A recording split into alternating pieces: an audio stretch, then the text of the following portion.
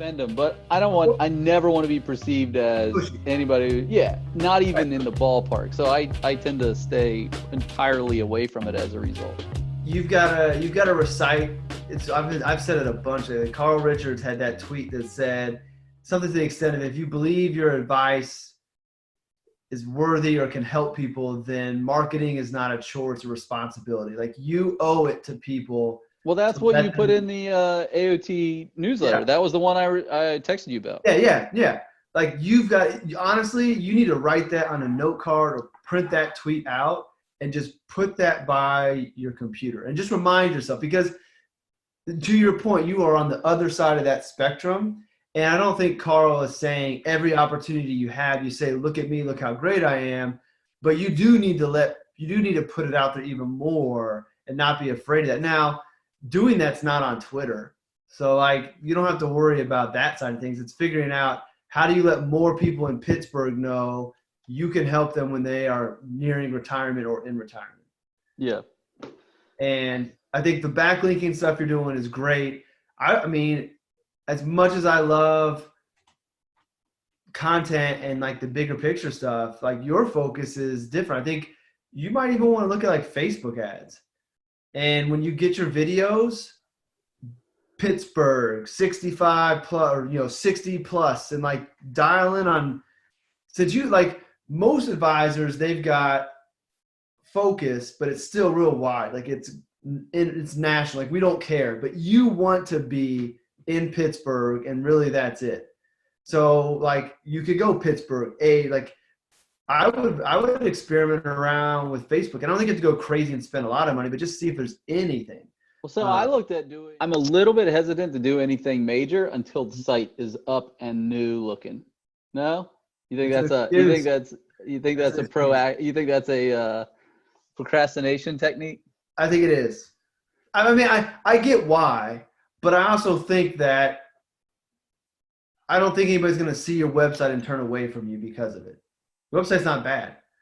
I wouldn't wait for the website. The website's not what's selling. You and your expertise are what's selling the book.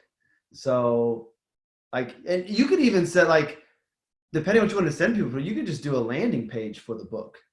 And then the landing page could, I guess you want them back to your website for potential clients as well. I wouldn't let the website slow you down. That's Taylor's favorite. Perfection is the enemy of good, or whatever it is. Yeah, I am extremely excited about that. Pittsburgh focus, but that's okay, because the book does have an audience of advisors as well, which those podcasts will help out with. Yeah, I mean, I'm agnostic as to who buys the book. I mean, the end audience. I think you need to have a strategy for both. Here's my strategy for advisors. Here's my strategy for consumers. I don't care which side buys more, but like, I have a clear path for how I'm attacking each, because each has a different way. Like, I don't think trying to get on local media is going to help you with the advisor. And I think you should look at them as opportunities for both, because let's face it, like, advisors can use, again, if you have something of value, it's your job to let people know. Advisors are undereducated when it comes to Medicare. Like, guilty as charged. I am. So I need to know that book is out there. I forget who wrote it. I have an IRA book that's that way. I have a Social Security book that's way. That's my go-to. Don't worry, I'm writing those ones too. Just wait till mine comes out.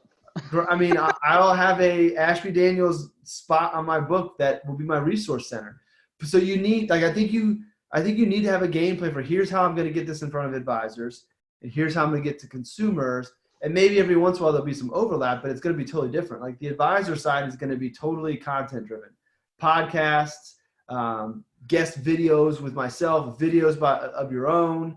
And like, the videos don't have to be anything major. And maybe your focus for your videos, you want to focus more on like putting those on LinkedIn as opposed to Twitter. I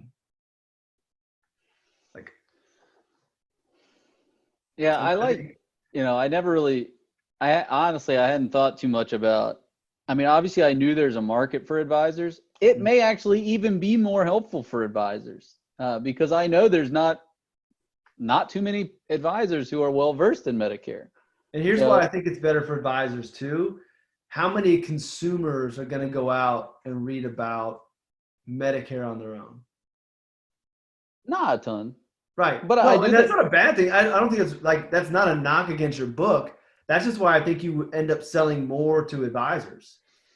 yeah, I think that there's a definitive market for advisors, Mm-hmm. like almost to the point to where it could be a standard issue book when a new advisor comes on board. It's like, all right, this is part of your reading Mm-hmm. so that you can be versed in the topic. Yeah.